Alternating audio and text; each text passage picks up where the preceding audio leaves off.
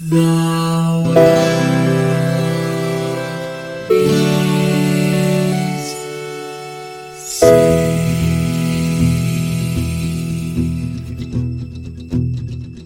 The living room's dark save for light being cast from the big TV screen and the imminent sunrise that's teasing the one starry sky with whispers of morning. Yeah, we should probably just go ahead and put this to rest. We played Punchout. Yes. And Punchout has a lot of terrible racist stuff we're going to talk about later. It does. Yeah, I think that, honestly, there's no way to... that is the thing that is the most stark thing about this game. Like, if you said to me, what are the core aesthetics of Punchout? We could talk about mechanics, talk about sound, but really, it's the racism. That is... It's weird. Okay, we're going to get to that. Yeah. First, though, I want to ask you... particularly because I have such a Swiss cheese answer to this question. So I'm going to ask you first, did you play this game a lot as a kid? Was this friend's game, dad's house? What was your relationship to Punchout? And I'll say this is Mike Tyson's Punchout because then they re-released it later and they had to pull all the Mike Tyson stuff out. So we went original. Yes. OG, M to the T. For me, my nostalgia experience was I don't think that memory being what it is, but if I remember correctly, this was one that one of my friends had, and so we would play it at his house. But because of the nature of this game, which we'll get into later, I didn't really get to play it that much. I mostly watched them play. And then, when the moment that I started to do poorly, the controller was wrested from my hands. And then so a part of me, when you suggested that we play this, I was like, yes, finally, a chance for me to redeem myself now. Nope. So it's funny you should say that because I know I didn't have this game growing up, which means I definitely played it at a friend's house. And yet, for some reason, I have this overwhelming feeling that I would be playing it and then my brother would I have an older brother who would either take the controller from me or I would hand it off to him I'm getting my ass beat, right? But the thing, I can't think of a specific memory. I just have this vague feeling that this was one of those games where I had to help me please. Yes. Yeah, no, absolutely. I am glad that we doubled back and played it because this is one where I definitely had vague memories of, and there's a tremendous amount of pop culture that circles around this. So, and they actually did a remake semi-recently, right? Yeah, they did a Wii version. Yeah. But, and for some reason they included Little Mac in the latest Smash Brothers. Huh. Yeah. No, I didn't know. Yeah.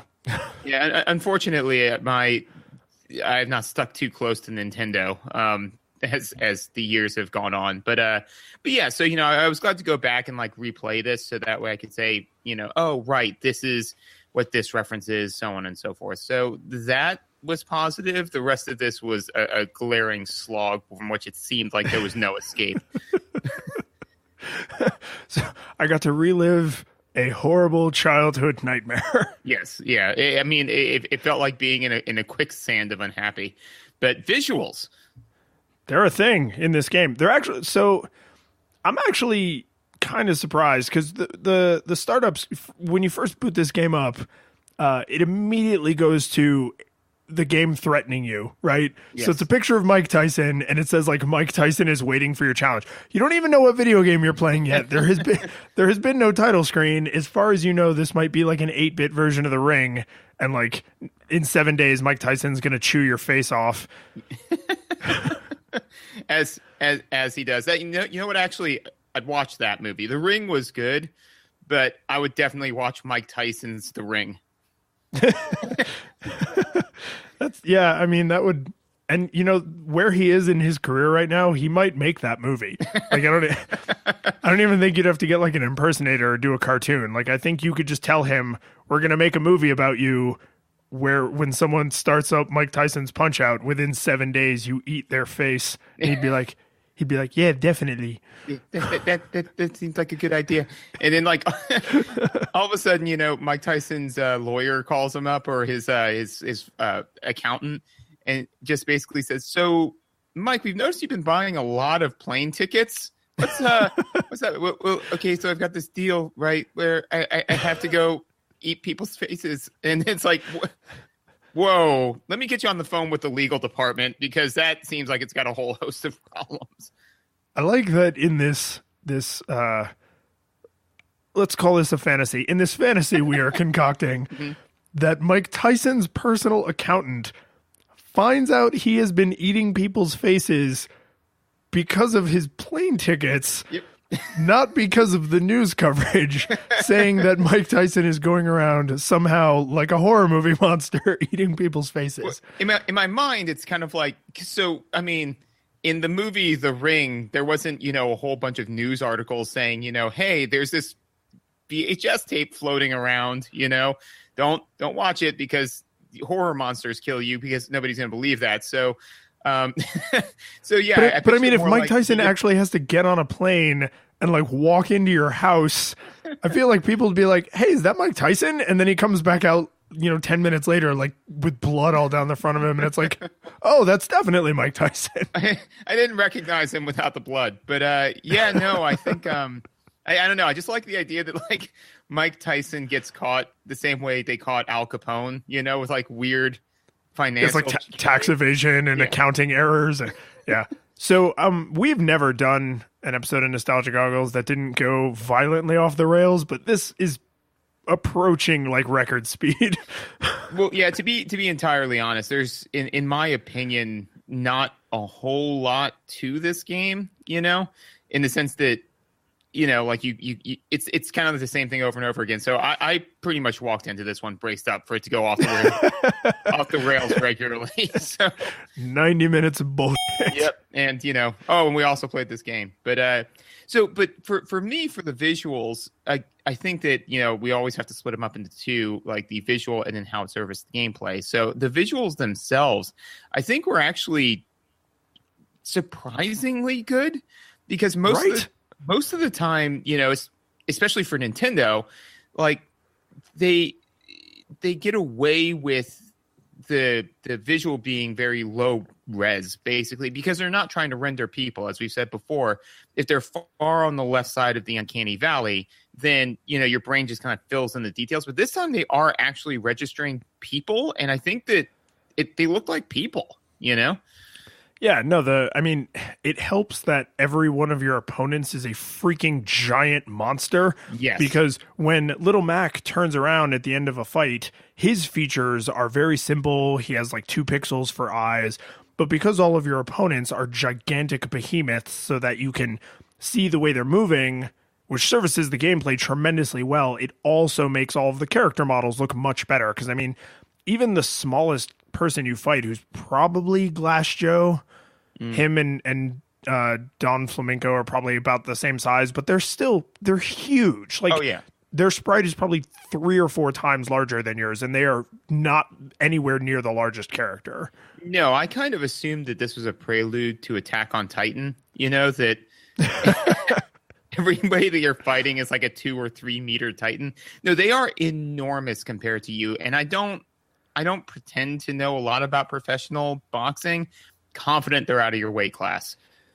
Well, okay, so this is actually something that I noticed because at first, when because we're critiquing this so much harder than I think you would normally critique something like this, and like I sat down and first guy comes up and I'm like, wow, he's big, but then okay, I get it, and then like you start fighting like more and more gigantic behemoth monsters, and I was like, well, I guess it's so like I can see what I'm doing, because like in one of the arcade versions of Punchout, there was actually like you were just a wireframe, right? Mm-hmm. So that you could like see through yourself to your opponent, who was like more or less human sized. But here's the thing: in between fights, it shows you like who you are and who you're fighting. Mm-hmm. First off, for reasons I do not totally understand, Little Mac is listed as 17 years old. Yes. I don't know. I don't know why they decided to throw in that underage bit. Right. Why not 19? Why 17? Yeah. Why is he one half the size of these people and And underage. a child. Yeah. I mean, what mad fever dream is this? I don't know. Like that, but to be fair, if that was the only cognitively dissonant thing with the visuals and what's going on here, I would cling to it like a man, drowning, I would, God, that would be delightful if that was the only thing that was off about this game. Unfortunately, it was not. Yeah. But I do agree with you that the characters are pretty, for this time in history, I would say like pretty visually stunning. Like every opponent is unique looking. They all have mostly unique animations. Like some of them they obviously crib from each other, but they're humans making similar body movements. Of course they do. So like they everything looks really good. There's clear animations from every single enemy. Like every enemy has a tell except one of Mike Tyson's punches does not have a tell, but all of his other punches do. So there's one punch in the entire game that doesn't have a tell. That's pretty like good, use of visuals to clue the player into what they need to do or not do. Yes. Yeah, no, I definitely think that and then that leads us to visuals in service of gameplay. I thought the visuals were very solid in service of gameplay. As far as, that, like you said, every character had a tell. Most of the time, if they were about to throw a punch that you couldn't block, they would flash orange or whatever, red. Yeah, they do like a supercharged punch. Right, yeah. So, like they clearly do a thing, pause for half a second to give you a chance for your brain to process it, and then execute. So, and all of those things are at least stark enough that I didn't fight any bad guys where I was just like, whoa, my God, where did that come from? I definitely got jawed a number of times, but each time it was because, I'd see them wind up and just either flub it, or my brain said, wonder where that fist is going to go. And then it just went right into my face, but yeah. I did feel that it was my fault. You never feel like they're giving you an impossible task, which I think it's pretty fair that even with Mike Tyson, it's like his tell is really small. Like he just kind of like winks weird and creepily at you. Mm-hmm. But he only has one punch that doesn't have a tell, and he doesn't overuse it. So you're pretty much the entire game being coached toward twitch reflexes, right? Like character moves in a certain way, you dodge or you block or you counter punch or whatever, but you're it's I think you said it when we were talking about it this week, is like this game is essentially Simon.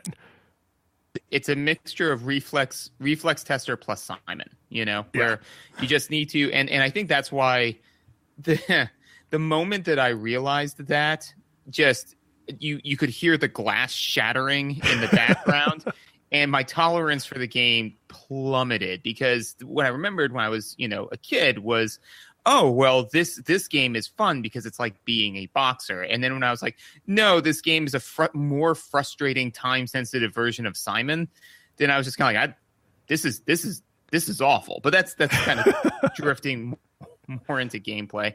But yeah, as far as visual play, at no point did I feel, like you said, I didn't even get close to Mike Tyson, but I did feel. Oh no! I'll just lay it out there. I fought Mike Tyson through the use of a passcode that I got on the interwebs. I also got nowhere near Mike Tyson. Yeah, no, not even close. But that being said, everybody that I fought was very clear with their visuals. I do have some complaints with the way the game played.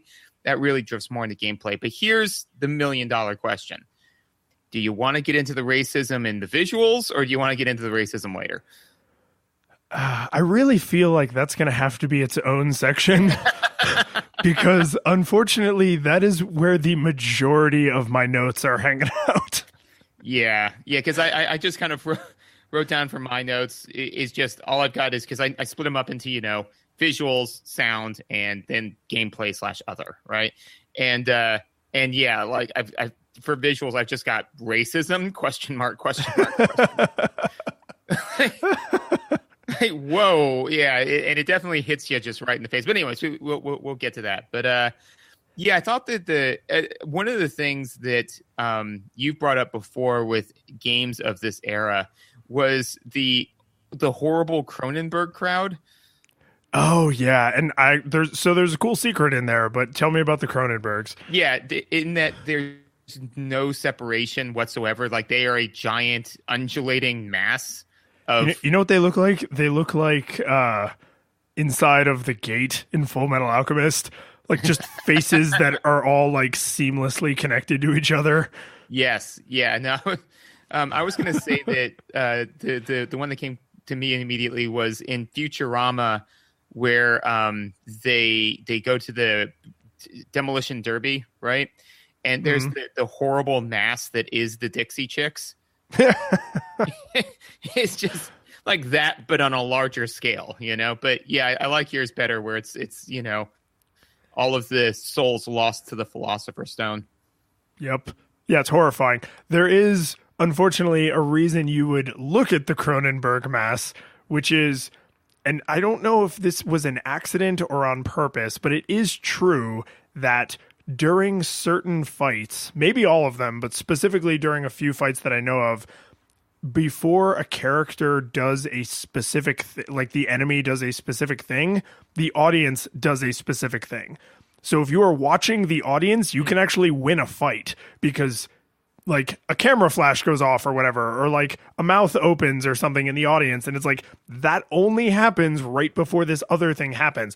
And I don't know if those things are linked on purpose or not, but if it is, it's kind of an interesting design decision for the artist to say like, okay, we want to put more subconscious cues in here, like that the big uppercut that knocks you down is coming or whatever. Right. No, that's really interesting. And I don't know if because if I remember correctly, around this time in history is when subconscious subliminal messaging was super a thing, you know, and then a lot of that kind of got debunked and nobody really talks about it anymore. But yeah, so I mean that wouldn't surprise me if they're like, no, we need to put in some more subliminal messages to make the game easier. Or apparently, you know, at some point I'm just going to see a flash go off of the camera, and then you know you're not going to see me for 10 years, you know.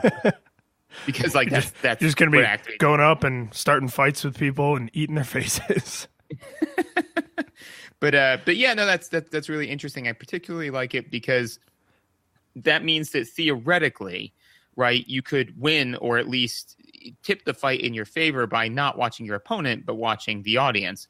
And I would love to see that actually happen in a boxing match where the guy's not looking at who he's fighting at all. He's just staring off to the right, like at the crowd, and still just wrecking the other guy, you know? That seems like something Muhammad Ali would have done at his height, like, because he was just so good.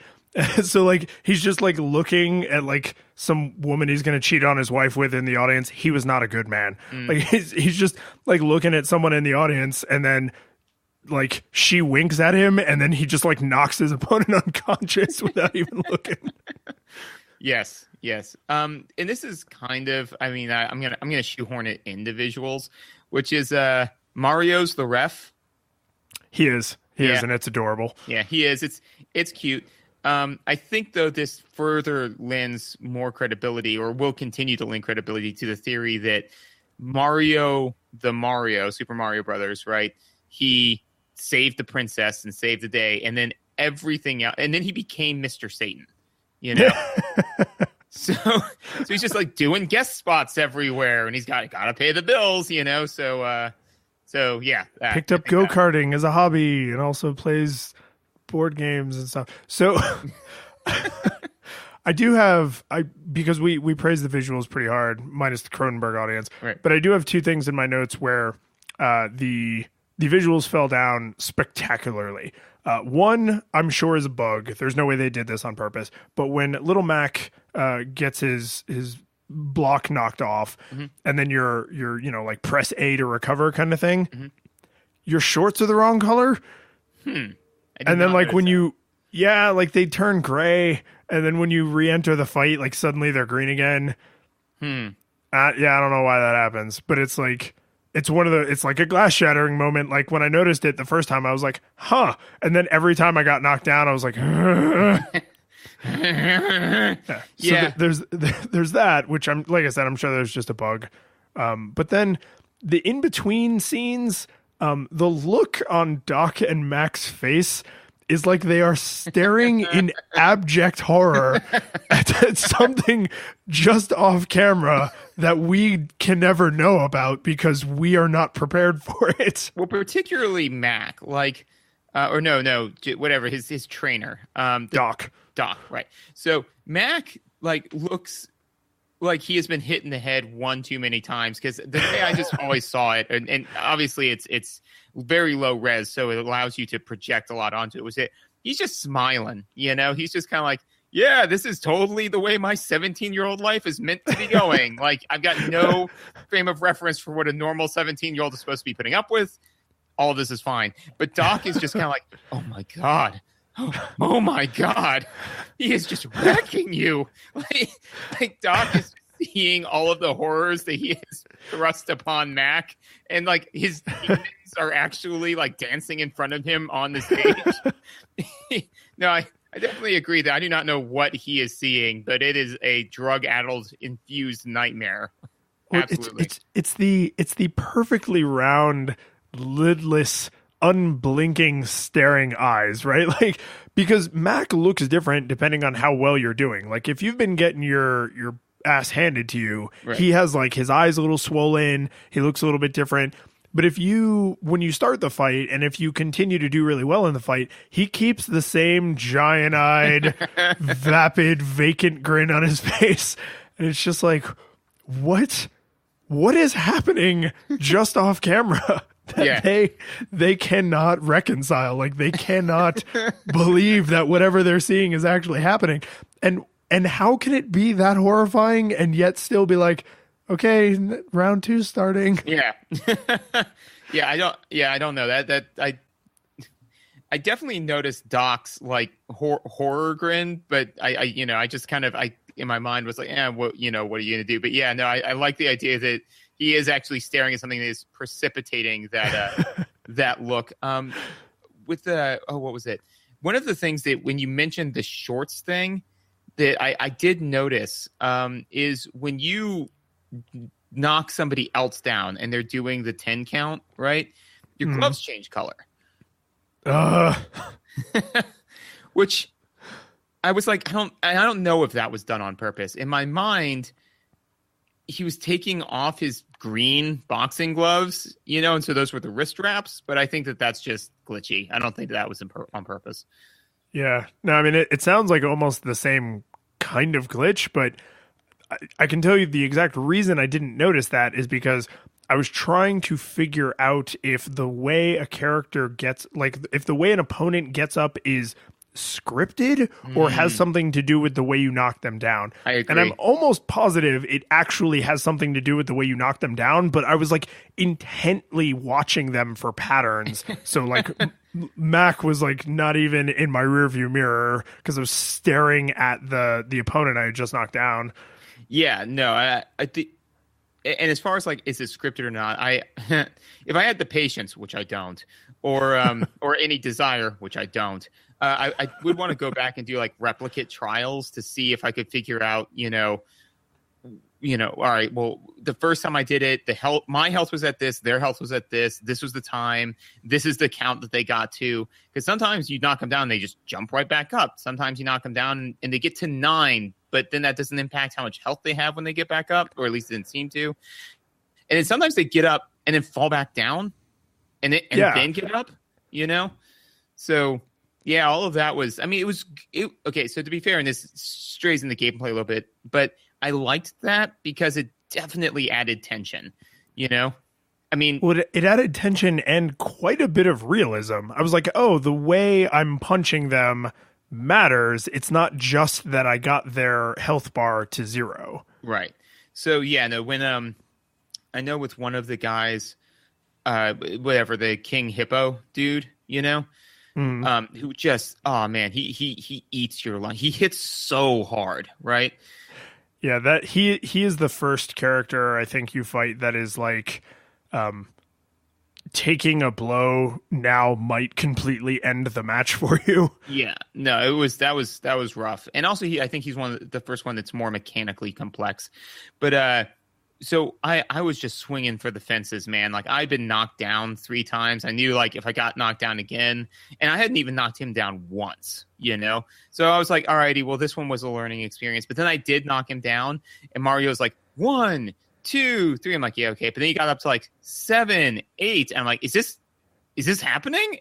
Is he going to stay down? And he did. I got on the first one, full 10 count. And I was like, so that's actually, that is unique to his character. He always goes down because I did fight him twice. Yes. And it's, so we've played a lot of NES games, and I've found that NES games, far more than Genesis and Super Nintendo games, I have to like look at something, and I'm like on the internet, and I'm like, what is, because I don't have like original manuals laying around, so sometimes I gotta look something up, and I'm like, what was happening here? And so while I was looking up something about the game in general, it was like blah blah blah, King Hippo, this is his tell, and when you knock him down, he will not get up.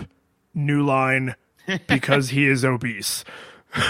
Excellent. That's not in the official manual, but like someone took the time to feel like that was the correct way to explain this. Yeah, I don't. Yeah, I mean, to be fair, that is a 2 on the scale of 1 to 10 that this game sets out as far as some of the racism. But we'll get to that. It's coming. It's coming eventually. Like, it's gonna be the full, like hour and a half long episode. And at the very end, it's like, so, how did it hold up? Like, oh, I thought thing A. Oh, there was racism, and it just to the end.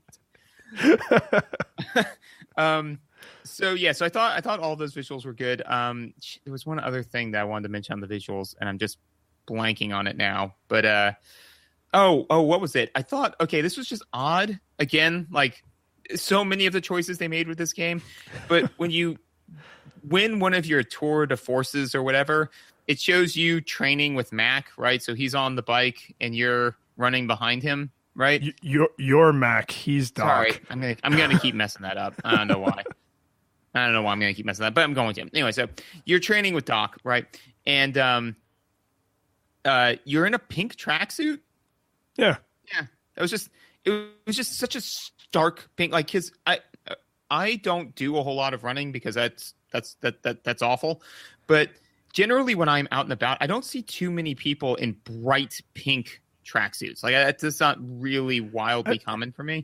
I'm going to go with, they just picked a contrast color. Mm. They were like, what's a color that's almost nowhere else in the game? And that will contrast against the background. And remember, I don't know if you made it this far, but in between one of the other title fights, and where there's like minor, major, world. So in between major and world, you see that same scene again, but it's nighttime. Mm. So like the pink pops during the day and at night. So that was probably like a limited color palette decision, not a like men can wear pink too decision. Yeah, because I mean, in a game that is so rife with stereotypes, I thought it was odd for them to break the mold there. It's I don't know. A lot of this game, like I said, the visuals, honestly, do they hold up? Yeah, they're fine. But so many things about this game, I just feel like there were some decisions that they made that were really, really good. Some decisions that made no sense whatsoever. But I just don't feel that in many cases they all came together really well. Like, this game doesn't feel like a thought out masterpiece. It feels like there's a whole bunch of decisions that were made, and like there were like 4 different people working on it. Yeah, it feels like they led with the mechanic, right? Yes. Someone, I really feels like someone said like, why don't we make a Simon game? And someone else was like, nah, that's boring. What if it was 2 guys punching each other? Incentivize that employee, right? Like it was, I really feel like they had a programming mechanic that they knew they could implement, and then they found wrapping paper to put on it, which I'm not complaining about. Like the limitations of the hardware at this time in history and just the sophistication of video game design was just not there, right? Hardware was limited. Video games were a new concept, or relatively new. So I don't really fault them for doing what they did, but I mean, we're kind of, burying the lead. Like doesn't hold up amazingly well. Let's talk about audio. Yeah. So audio again, for me, I don't have a whole lot of notes on this. There's the, there is music, like there's like the tile screen music, all of this sort of stuff. I'll let you mostly take point for this, but the one thing, I'm just learning that like your brain just doesn't process music. Like you just Nope. like it hits your eardrums and your brain is aware that signals are happening, and it's just like I don't care about any of this. No, unless it's like super memorable. For instance, like Mario, games like that. Mega Man, ones where it's like kind of iconic. What's that other game? The one that I really want to play. Day of the Tentacle? Day of the Tentacle, right. That music, those scores, I mean, I think they just released the 25th anniversary edition of it. That sounds right. Yeah. But yeah, no, I mean, like those I can pick up on, but like this one, I don't know. Like I remember, there being music at the start screen, but one thing I did pick up on that, again, I thought was kind of the nice fleshed out touch was the weird crowd roar, which we've touched on in other episodes. I think it pretty much just lifted that directly. I'm starting to wonder now if in all NES games, like there's just a generic crowd noise, because honestly, why reinvent the wheel, Well, especially if they're first-party titles, right? So, like, if you're talking about games that were actually made by Nintendo, there's a very good chance that it was literally, like one programmer leaned back from his cubicle and like turned to the programmer next to him and was like, Mary, do you have the crowd roar sound effect? I need it for this part of the game. And that Mary was like, here you go, John. And like, that's just, because I mean, it's not like, oh, that was made by EA and this one was made by Ubisoft and that was made by Envision. Like, I mean, most games at this time in history were made by Nintendo. Right.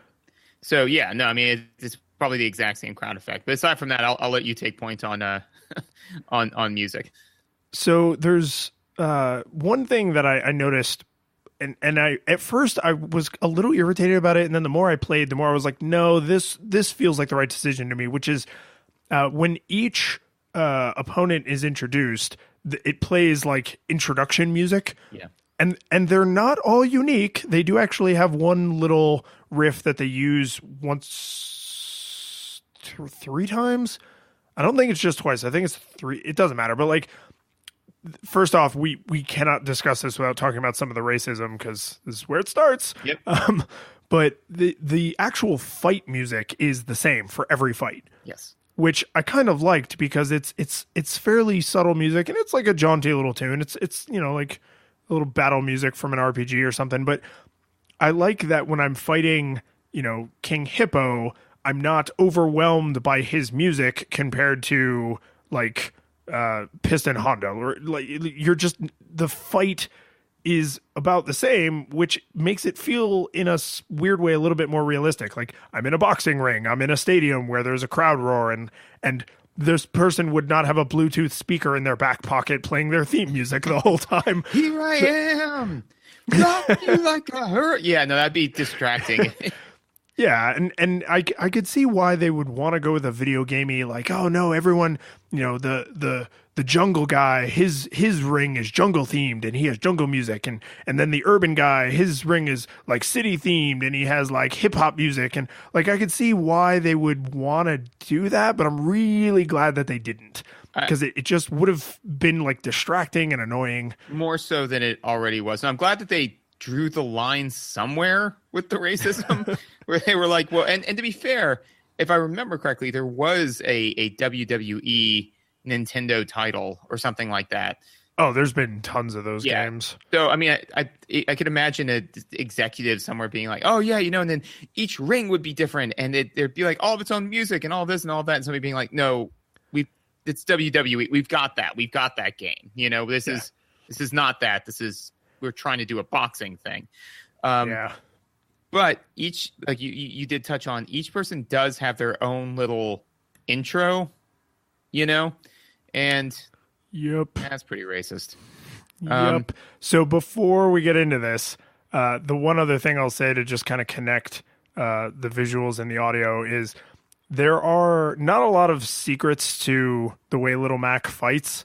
But but there is one thing where you can earn stars, and you need to have stars to use your uppercut, your like super uppercut. So when you hit someone in a way that you get a star, the visual is almost identical, like their like reaction to getting hit, but there's a little tiny star and it goes away super fast, but it makes like a little sparkle noise. Yes. And if you are, depending on your play style, that sparkle noise is friggin' crucial, because the place on the screen that I was looking at was not a place that I regularly saw that little star show up, but I heard the little sparkle noise every single time it happened. Right. So like there aren't a lot of sound effects in the game, right? It's mostly the like charge up noise when your opponent's going to do a big hit, the hit noise, the miss noise, and like the music, right? Like there aren't a ton of sound effects in this game.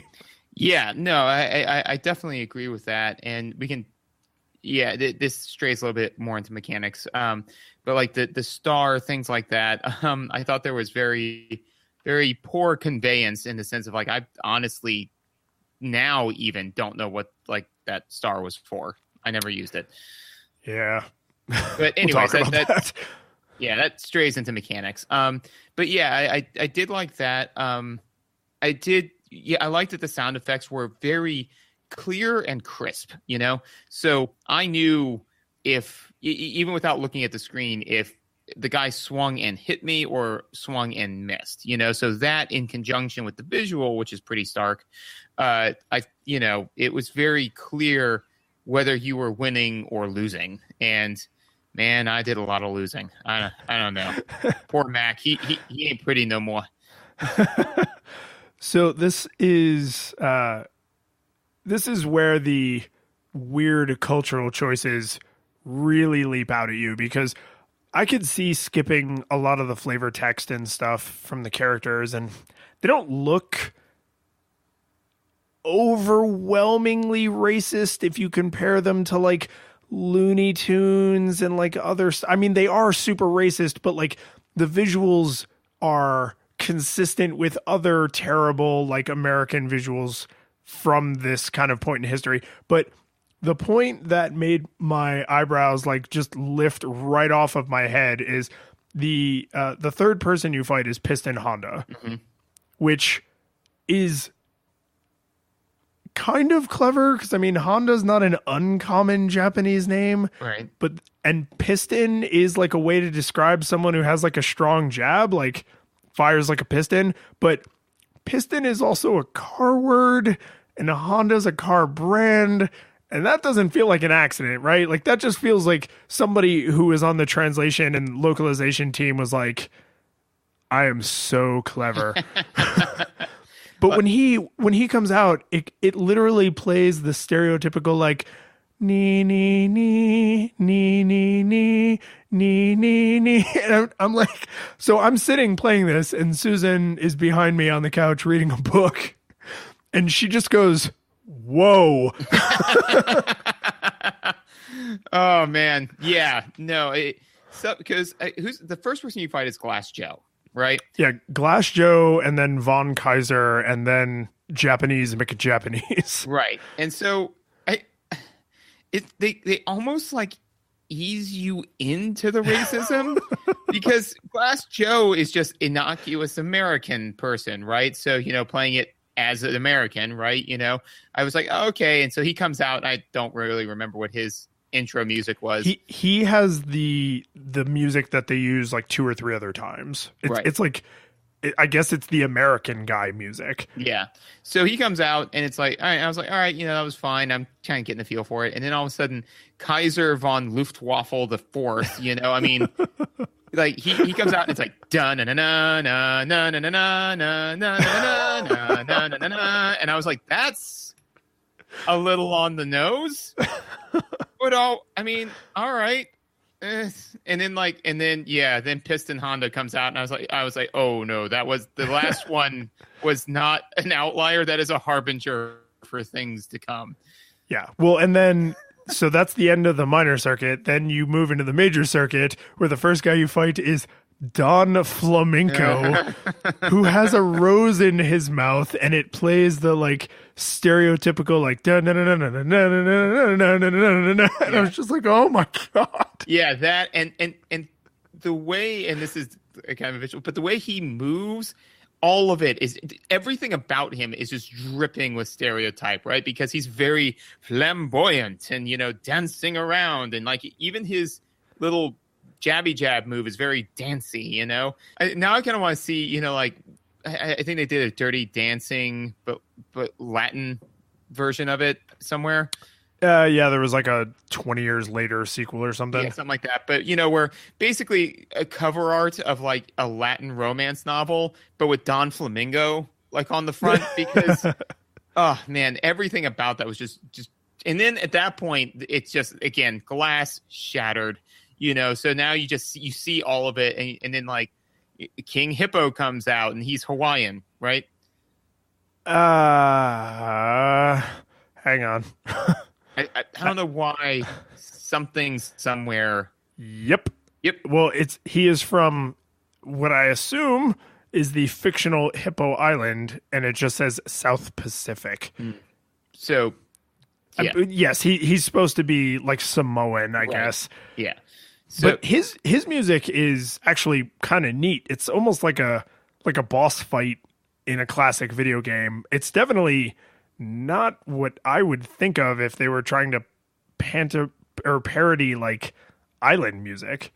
No, I don't remember his music being particularly awful. I remember everything else about him being particularly awful. But yeah, no, he was probably one of the lesser racist ones. Like as far, but again, once the glass is shattered, you're now not, instead of like glazing over some of the racist stuff, you're honed right in on it, because, and what really doesn't help is if you assume that he is the not racist cream filling, he's sandwiched by Don Flamingo and what was it? The Great Tiger? Great Tiger.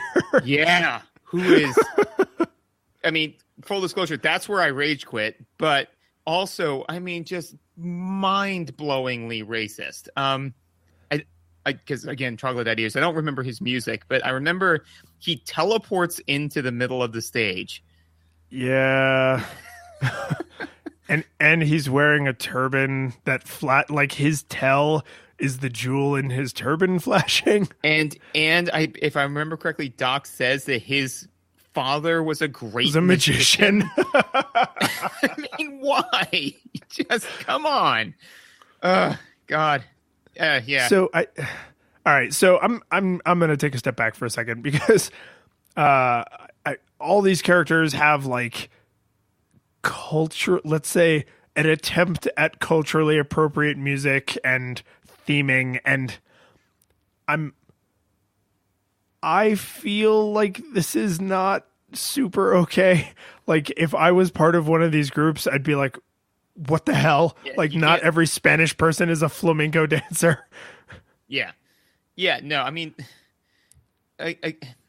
so, okay. My opinion, none of this is okay. This is not okay. I mean, I'm trying to be cognizant of being offended on someone else's behalf, but this all feels pretty offensive. Yeah. I'm not telling anybody else how to feel, but I was constantly like, oh my God. Well, I was just, so, I mean, obviously each person in the world comes from their own culture, right? So whenever you're immersed in another person's culture, there's always that question of, is this correct or a bad parody? For example, like Luke Cage, right?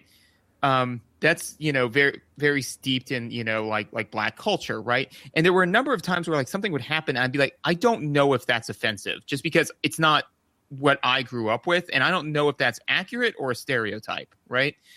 Yeah. All of this was a stereotype. Like I can, yes, it was almost a paint by numbers stereotype, where it's just kind of like, oh, well, he's Indian. He's got to have a turban, got to have something about, like tigers and stuff, and got to magic and teleporting. And yeah, I don't want to be on this planet anymore. Yeah, it's surprising that, because I mean this is Mike Tyson's Punch-Out, and I don't have my detailed research notes in front of me. But I'm kind of wondering. I mean, I'm sure you did the research, but oh no, I mean I have them. Yeah, obviously. I'm wondering if was this a game made by Nintendo of America, because Japan, in my experience with their culture, is like pretty okay about making fun of themselves, but I don't know what their kind of tolerance for making fun of other cultures is. But America, I mean, it's America. So like all of these design decisions feel like they could have been made by Warner Brothers Studios, right? Like somebody finished drawing and writing a Bugs Bunny cartoon, and then they just walked across the hall into Nintendo of America and were like, okay, obviously there's going to be a Russian guy who drinks a lot. Obviously there's going to be a Spanish guy. He's going to be a flamenco dancer. Obviously the Indian guy's going to wear a turban. I don't think all Indians wear turbans. This one does because he's representative of all Indians. It's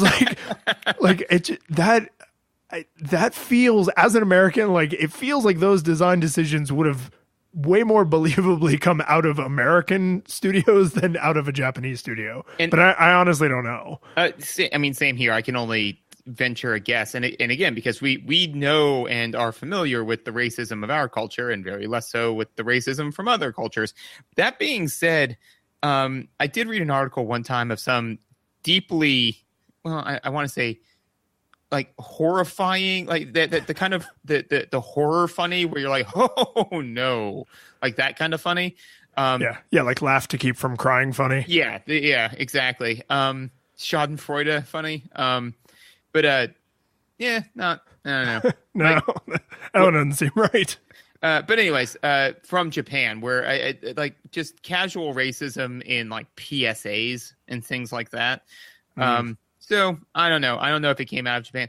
There was one thing that I noticed that I don't know if it was just something where I was just kind of correlation doesn't prove causation, but I just thought it was interesting, which is that, as you mentioned in the visuals, when you wail on the other dude, they will be messed up during the timeout, right? Yeah, the in between rounds. Yeah, right. So the Piston Honda, like, so for instance, like, Don Flamenco and all these other guys, they'll normally have something over their eye or like a huge cut or, something like that. Yeah. Right?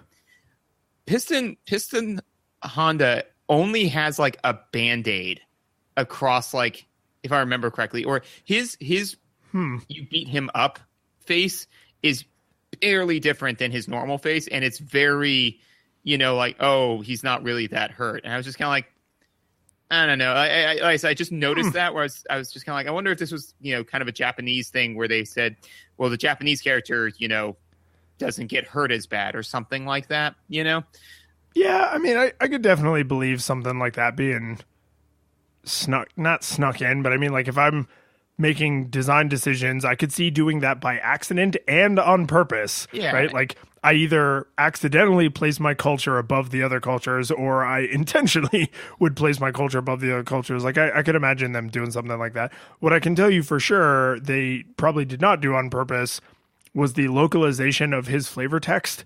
There's no way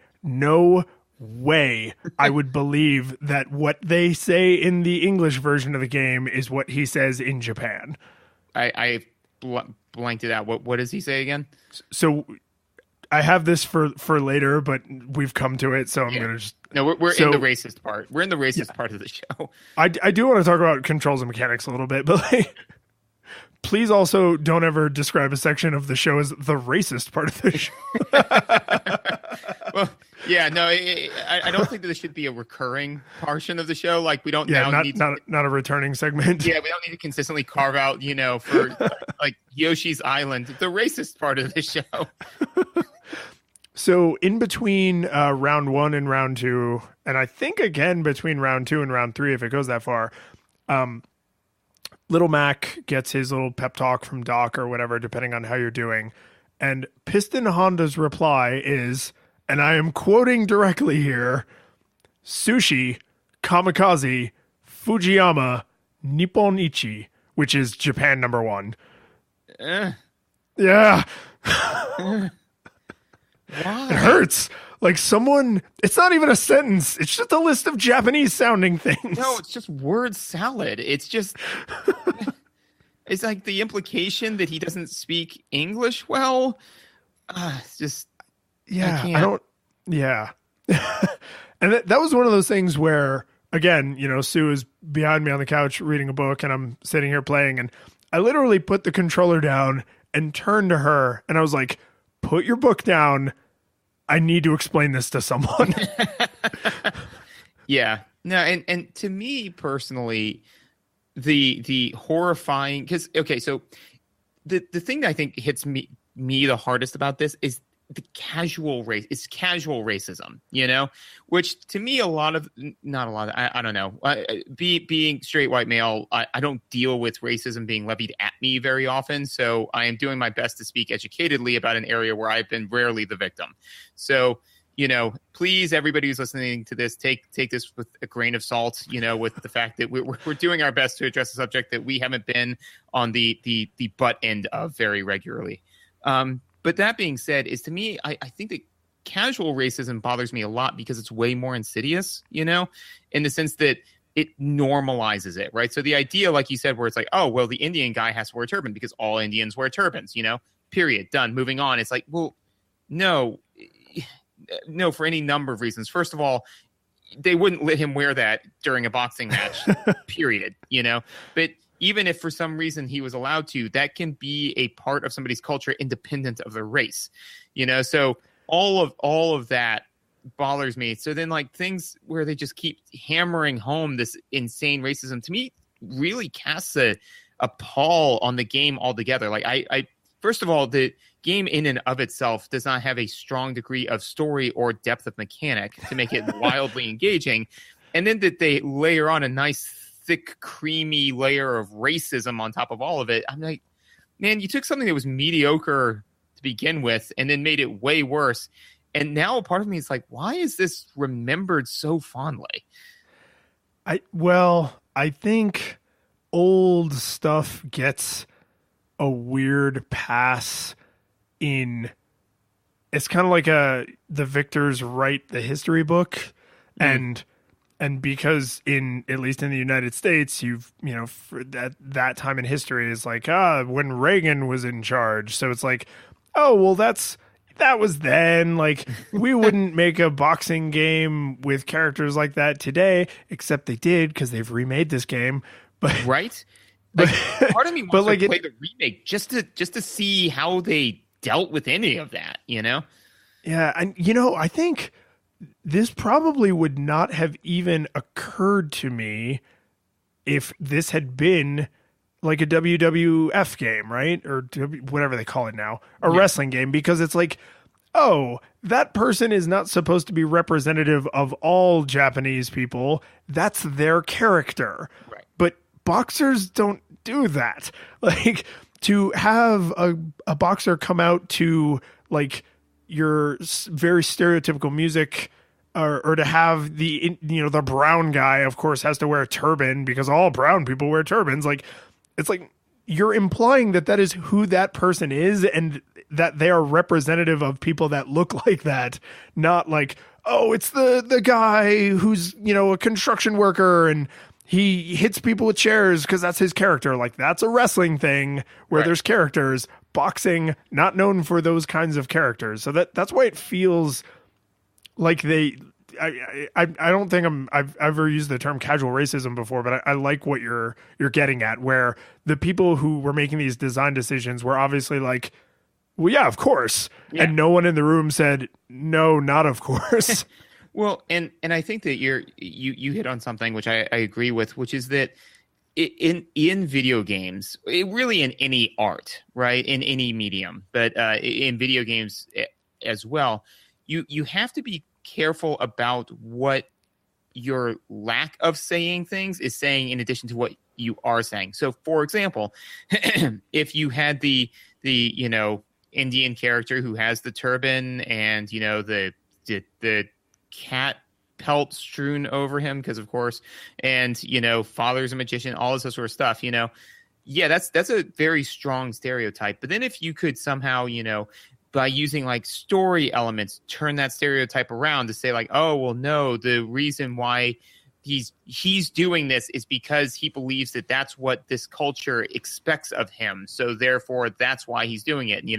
Maybe throw it back or anything like. But none of those elements are present. That's not what this game's about. This game is very heavily mechanics driven, not story driven, which is totally fine. I enjoy lots of mechanics driven games. There's one particular one where a guy basically gets a sword from a cave and then just parties around the map for a while. It's a what was it? Speaking of which, because we are technically still talking about audio in the game. Oh, yeah. You didn't make it to Bald Bull, is that right? That is correct. Okay, so he was the first one who like truly laid me out, where I actually had to look up like what his mechanic was and how you're supposed to deal with it, which I didn't feel bad doing because it's like you're talking to your friend and you're like, hey, I'm having trouble with Bald Bull. And they're like, oh, when he does this thing, you got to do this. But like I still have to do it because it's Simon the game in boxing wrapping paper. So like I didn't feel too bad looking some of that stuff up. But when he beats you to death, which it feels like that's what he's doing because you like disappear off the screen. But his like you lost animation is he kind of like hunkers down. So he's like squatting and his arms are like sort of flexed down. And he laughs and it is, I would put money on this Ganon's laugh. Like when you die in the original Legend of Zelda and it shows Ganon and it goes like, like it is that, if not verbatim, like they cribbed it so hard they might as well have just stolen it verbatim. Because when he beat me, I was expecting, like the next thing I expected to hear was like, duh, no. Like I was really, really taken out of the Punch-Out moment for a minute. Yeah, that's an odd thing for them to kind of steal. Basically, it's like, well, when this character kills you, Ganondorf. Okay, now when it's what an odd choice. But yeah, so like you said, is that with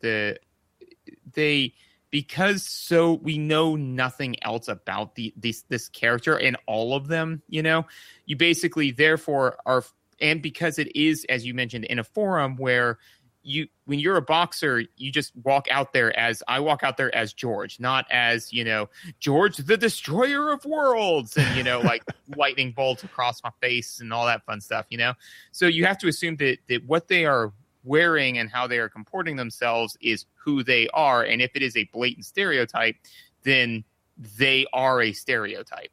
And that's just, like I said, I just don't, I don't care for the fact that, it's just kind of like, oh, well, yeah, this just exists and is a thing. And it's like, it's not. And it's reinforcing that kind of normalization is okay.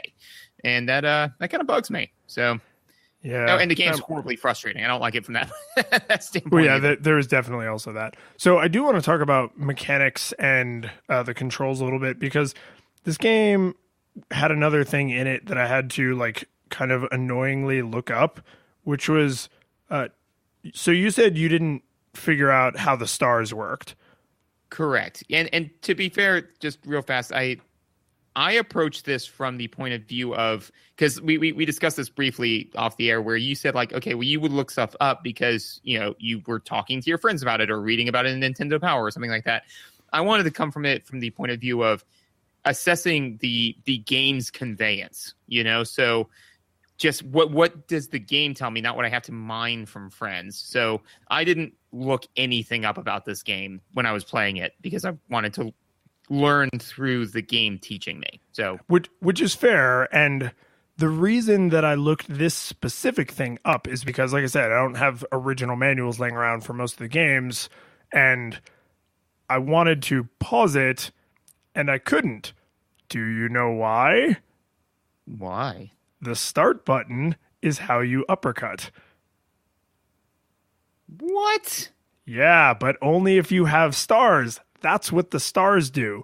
When you get a star, you can throw your powerful uppercut, which you do with the start button, which is, I mean, I've been playing video games for a long time. I cannot think of another game. There may be some I've played, but I cannot think of another game where the start button was a core mechanic controller. I mean, other than pause. Yeah, no, I think the start button was ubiquitously pause all the way up through this last generation of consoles, you know? I mean, it has the word start in it. Like, yeah, you're starting the game, like, you know, press start to do new game or press start to stop the game. So like start, stop. Right. Like, I mean, like play pause on a tape cassette player. Exactly. I mean, that button's the same because it's like mutually exclusive. You know, you don't need two different buttons for that because you would never need to both be hitting the start and stop button at the same time. That doesn't make any sense. So yeah, no, I would have never thought of that in ever because it'd be literally like somebody walking up to you and saying like, hey, listen, just so you know, on your microwave, you've got time cook, you've got express cook, and then also it turns your food into solid gold nuggets, but only if you hold the pound button and the popcorn setting at the same time. Never. Yeah. No. Would not have guessed that. Don't know why that's built in. Yeah. I mean, it makes me wonder, like, I mean, I know the Nintendo controller has but two little buttons on it, but it's just weird that they didn't opt for like A and B together or like down and B or something. Yeah. I mean, down and B, I don't think down and B did anything, right? Well, when you're holding down, you're blocking. So right. you can't punch when you're blocking. So they could have just modified that behavior. And it's like you know, block and it's like your wind up and then you throw the uppercut. Like I just can't imagine what the discussion was like where the end result of that discussion was start button. Well, that's lunch. Like, yeah, just really bizarre to me. No, that is insane. And that does, you know, lead us into the thing I really deeply want to complain about, which is the conveyance on this game is hot garbage. Just white hot, awful, hate, so frustrating. So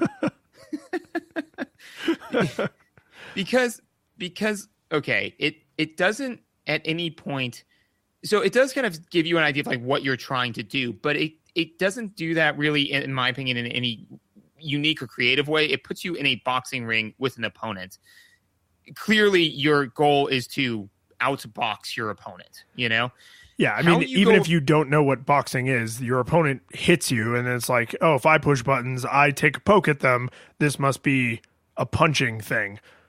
Right. So, and that's the thing is that, you know, I was like, okay, I hit A or B and that makes me punch, you know, and I hit side to side, that makes me jump side to side. All right, that's cool. It wasn't until the second or third person where punching does not get the job done ever. You have to be able to uppercut. That after slogging with that person for about 5 minutes, which feels like 50 forevers, was I just kind of like, none of this is working. I have to try other stuff. And so then I eventually was like, well, what if I hit up and punch and say, oh, that makes me uppercut.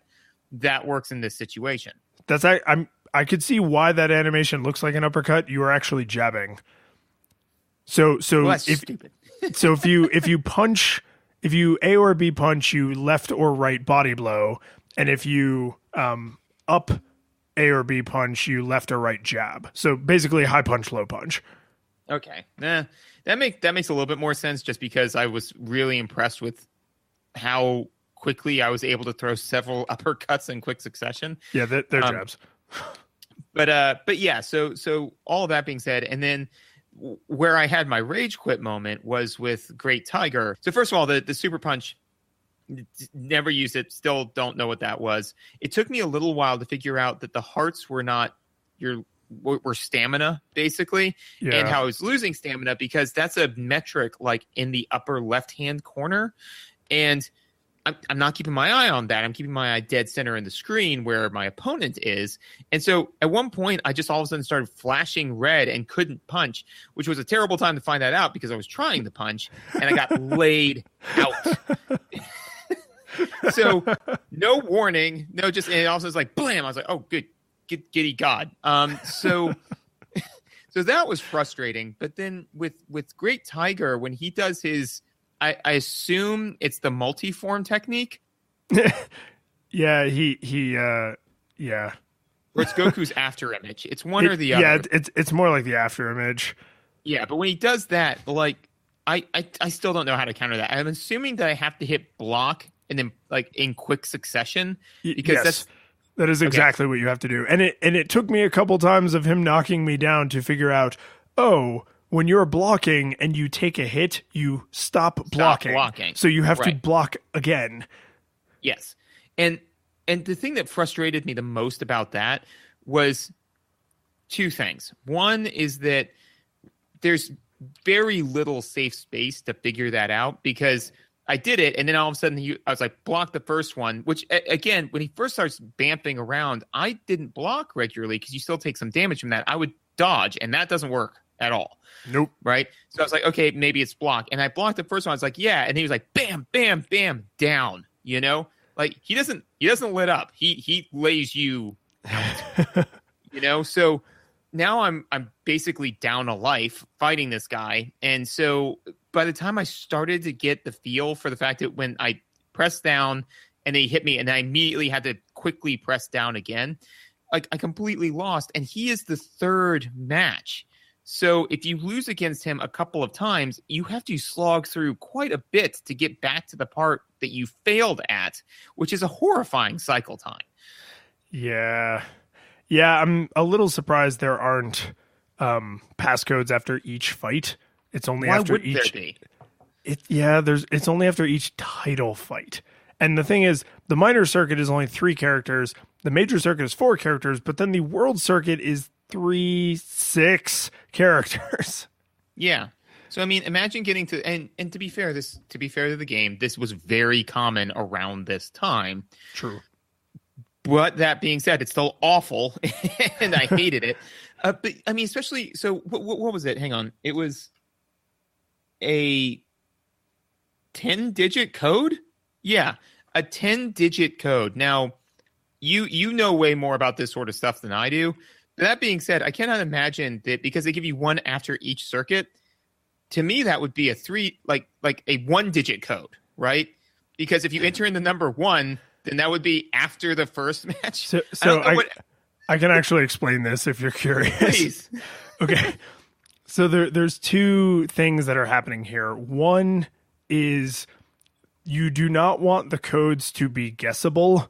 So they have to be non-intuitive. So if entering a 3 puts you after the third guy, like that's not good because then you just find out how many guys there are and you put 1 less than that and now you're at the end. So they usually are rooted in logic, but then there's some way that like it's like logical digit and then garbage. But the garbage has to be specific garbage that you aren't likely to guess.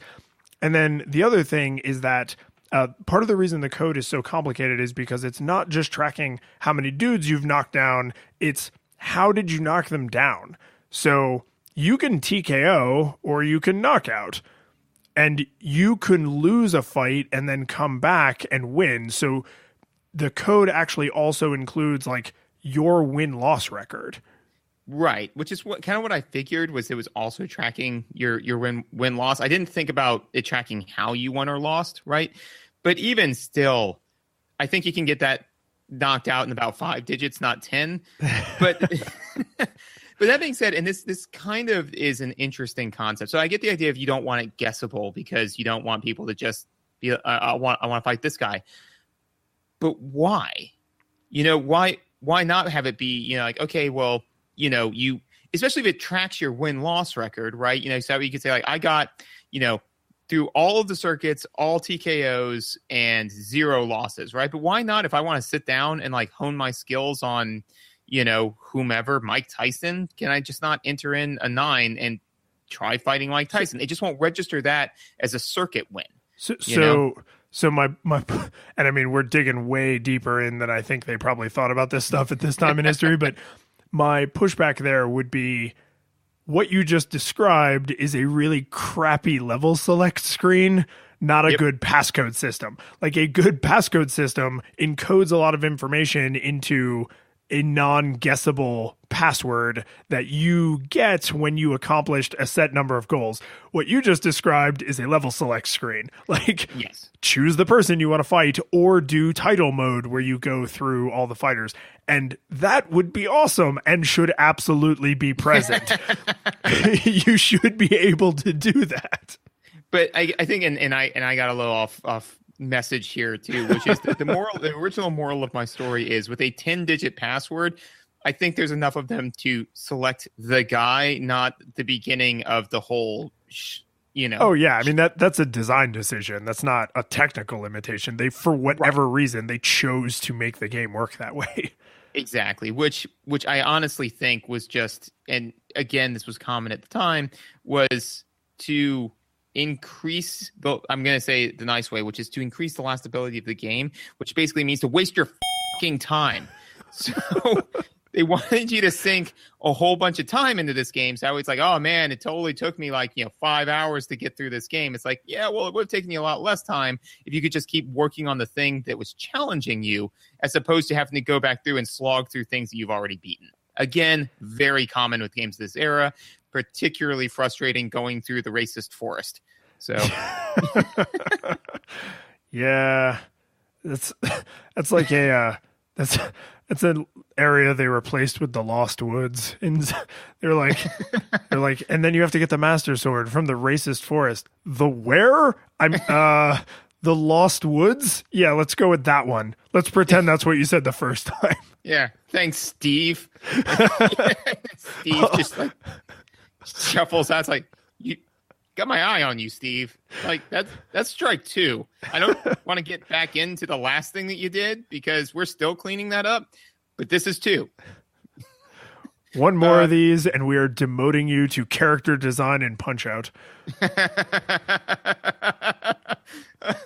I like that as his punishment, and then that's how Punchout. No, that's canon accepted. That's how Punchout became so awful. Was that Steve was on a good game like The Legend of Zelda: Link to the Past, which we should totally play sometime. But and then he got demoted to Punchout, which is actually a system behind. Well, he could have been on the original Legend of Zelda. Oh yeah, okay. I don't know why you did like a whole generation evolution in there. I mean, I guess if this racist guy named Steve we made up may also have a time machine, he might. We don't know. Maybe there was no racism before Steve. Maybe he just traveled throughout time spreading racism. Damn it, Steve. It would be a guy named Steve. Yeah. No. Now, hopefully, all of our listeners, the next Steve that they meet, it's like, Steve. Or if we see a massive drop off in listenership after this, it's going to be like, who knew we had so many Steves that were listeners? and really intolerant of their name being used in a jovial capacity. One of the things that, and this is such a minor nitpicky thing, and I may be wrong on this, so please correct me. KO means knockout. Yep. TKO means technical knockout. Correct? Okay. So a knockout means that the person is unconscious or unresponsive. Or the ref is saying you're not allowed to fight anymore. Right. Well, that's why as the technical knockout means that they just can't fight anymore. Like they're not unconscious, but they can't pull their selves together to fight. I do not. Well, okay. In the world of Punchout, the difference seems to be once you have beaten someone to the ground enough, the ref is calling the fight. Right. So that person may actually be able, because I noticed this, because this is how I won almost every single fight that I won was by TKO. So I would knock them down, and if you knock them down 3 times in a round, when Mario comes out, he immediately says TKO, which to me is the ref saying, okay, we get it. Yeah. Right? Whereas like a knockout would be unable to continue for, like they're literally unconscious or they're staggering and unable to function. Whereas a TKO, at least in the world of Punchout, seems to be the ref saying like, I am calling this. You are not allowed to keep punching this person in the face. So I don't know how that correlates to real boxing, but I think it's at least similar. Yeah, I mean, very possible. The only reason why is because I remember as a kid being wrong about this. As a kid, I thought TKO was like total knockout, and I don't know how you could knock somebody out harder than unconscious. Like, there's a knockout where you're unconscious, and a total knockout where your brain is missing now. I don't know, but you're just dead, totally knocked out forever. Yeah. This is a tangential story, but it's something I've used a number of times, which is back in the day before we became close friends, I never used to put my computer through its shutdown process. I would just turn it off. And you at one point said, you got to stop doing that, man. That's really, really bad for the system. I was like, what? Off is off. And you said, it's the difference between you falling asleep and me knocking you unconscious. And that was such a great analogy, and I use that regularly now. Whenever people are like, "Oh yeah, I just turned this off," I'm like, "Don't do that." Yeah, I'm not gonna lie. Like in my like little brag file of like things I'm proud of that I contributed to the popular culture, that's pretty high on the list. No, it's very, very well done. But the reason why was because at one point I was fighting one of the guys, and I laid this dude out, right? And Mario came out and he's like, TKO. I'm like, that guy is he is unconscious. He is not, that was not a technical knockout. He is, what is it? I just made orphans out of his kids. Well, but he has a wife. Well, I assume that she died of loneliness, Is that Futurama? That is Simpsons, Dredrick Tatum. Oh, yeah. I'm going to make orphans out of your children. I like Homer Simpson. I have nothing against him as a person, but I am going to make orphans out of his children. I assume that she will die of grief. Oh, the Simpsons. But yeah, so that was just my own little nitpick on that, where I was like, no, that was don't credit where credit's due, Mario. That man is barely alive. That is a knockout. Yeah. Yeah, it's the only way it's a technical knockout is like you are technically correct, the best kind of correct. Like he is technically knocked out, the best kind of knocked out. But anyways, so I don't know if you have anything else on mechanics. The one other thing I want to say about the controls, and we don't have to drag this out too much, but I was actually, because this game is essentially Simon, right? It's that kind of like call and response game.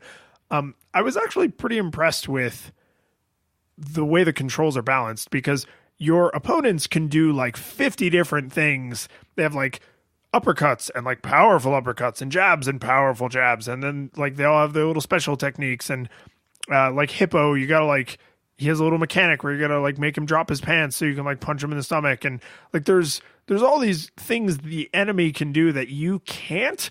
And I think that was the right way to go. Like you can body blow left, you can body blow right, you can jab left, you can jab right. And if you have a star, you can uppercut. That is, well, and dodge. But I mean, like that's it, right? Like there's no, it's not Street Fighter. It's not Mortal Kombat. There aren't complicated button combinations. Like it really is Simon in boxing wrapping paper. And I actually think that's a good way to do that. Like don't give me a Simon board that has 85 buttons on it, and also sometimes I have to hit them in complicated combinations. Like, there's a reason Simon only has 4 buttons, because it's not the number of buttons that's supposed to be the challenging part. Yes, I would definitely agree with that. And I'd also say that the controls were pretty tight as far as like responsiveness, So there's a fun side story for you. So this is how I found out one of my controllers was broken. Not like like I'm angry at the game, but like I pushed A and I actually felt the button stick in the plastic, and I was like, oh no. When like halfway through my playthrough, I actually had to switch controllers, and it didn't make me play like massively better, but I was like, well, at least it doesn't feel like I'm playing through peanut butter anymore. Yeah, like one of the things that that it did that I thought was particularly good was so when you're wailing on the dude, like during your straight jabs or whatever, right? There was a number of times where I accidentally rolled the because you have to hit up, but I rolled it to the right, so my character dodged right. So the controls were very responsive, because it didn't take much of me tweaking it to the right to actually have him dodge right, which is good. That's what you want. especially I would rather the dodge be super sensitive and, like more sensitive than the up button, because if I tried to dodge and it was like, oh, you didn't hit it quite hard enough, I'd be like, yeah, that's obnoxious. But even when I rolled to the right, his delay on coming back at me was long enough that I could get back in and get back into my cycle of getting my 5 jabs before he got his life together, So, so I thought that the controls were pretty tight. I thought that like I said, to me, even the mechanics, as you said, were simple and in service of the game. To me, it's just the way the game conveyed to you. I thought it was they did a great job saying you have a limited number of tools. You have, a screwdriver, a hammer, and like that's it. You got like these 5 tools, but then how to use them to solve the puzzle, I thought was just conveyed very poorly. Yeah, I mean, the thing you said about cycle time really stands out, because like to me, so with Bald Bull, he doesn't bamf about the world the way Great Tiger does. What Bald Bull does is he jumps away from you and then he sprints at you, and if he hits you, he cleans your clock. and it's very dodgeable because he always does like 3 little hops, so it's super easy to just go like, hey, and like get out of the way. But the thing is, once he starts doing that, because he always does it at the 2-minute 30-second mark. So he does it like 1 or 2 other times if other conditions are met, but he always does it at the 2-minute 30-second mark. And if you don't stop him, he will do it until the round ends. And I actually don't know what happens if there's no victor after 3 rounds, because I either beat my opponent or I was beat by my opponent. But that was frustrating. That's why I had to look that up, because I was like, well, I can dodge. Okay, I'm dodging. He's not stopping. Well, I can take a swing at him. Okay, I'm taking a swing at him and nothing's happening.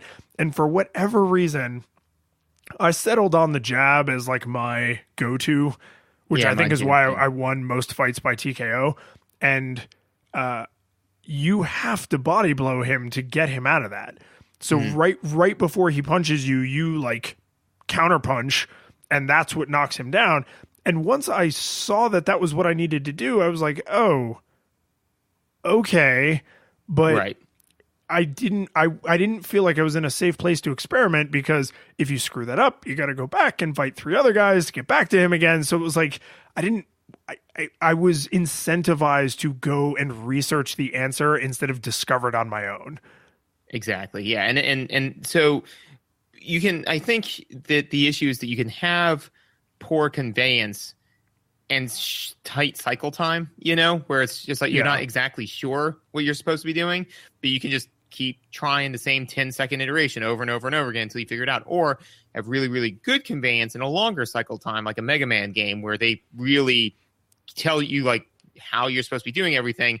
So therefore, you can have a longer cycle time because, you've got a lot of life and you can make those kinds of mistakes and all that sort of stuff, right? But to have a long cycle time and then be fighting somebody who, if you make a mistake, it's basically game over. That's just bad design. It's bad game design. Bad, and I don't like it. So, I mean, I don't think anybody is still placing bets at this point, but dare I ask, how did it hold up? It held up absurdly poorly in my mind. And to be fair, we've got a number of games under our belts. We've got some where we've said, no nostalgia goggles required. This game's amazing. Go back and play it. We've done some where we've said nostalgia monocle, which was a phrase of yours, which I like, where it's like, some of them where you're like, you've got to have the nostalgia goggles on in order to, get anything out of this game. I think that I would say that this is a solid, you need nostalgia goggles to play this, because it just does not hold up. But with the nice, thick, creamy layer of racism that they layer on top of it, I'd say don't play this game at all. It's not, in my opinion, particularly fun. And it's kind of awful. So don't play it. That's me. just play Simon. Like it's Simon. It was frustrating because when I was taking notes and I was thinking about it, I was very aware of the fact that in very short bursts, I was having a good time. And when I say short bursts, I mean like a fight or two, right? Yeah. It'd be like, oh, okay, like I may take a hit or two, but I feel like I'm getting better. I feel like I'm becoming dominant over my opponent. So that's cool to, see the growth arc. And then I would get to a fight where I just got completely destroyed. And I was like, okay, that wasn't super fun. And I don't really want to spend the time to get back there again. So I'm going to go take a break for a while and then maybe come back and play some more. So at first I was kind of like, okay, like I could see why somebody might pick this up for 5 minutes. And then the more I had to take notes on like Japanese character says super stereotypical Japanese things. Indian character had to have a magician for a father. Like once you get through like 5, 10, 15, 20 lines of notes like that, I was like, I'd really rather just play Simon.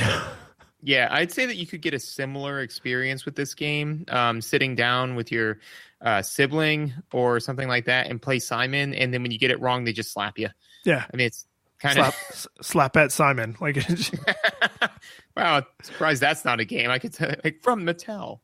But I don't think you have to tell little kids to hit each other.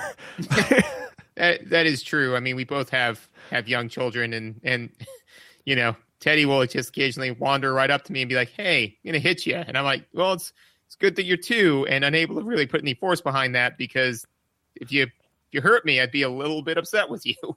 Because I had a bad day at work, and I will fight you.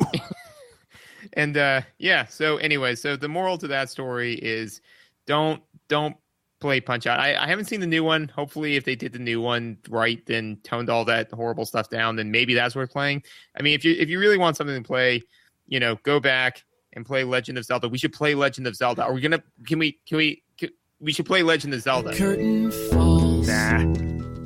The music plays. The credits roll, then it all fades to black. And you're left by yourself. The fanfare is gone. There's no player 2 there by your side to share victories won. But as you slowly progress down the hall to your bed, a few great events leak back into your head from the time that you spent traversing the land, battling evil, fighting the darkness, just sword in hand. Your memories creep in with the edge of a smile.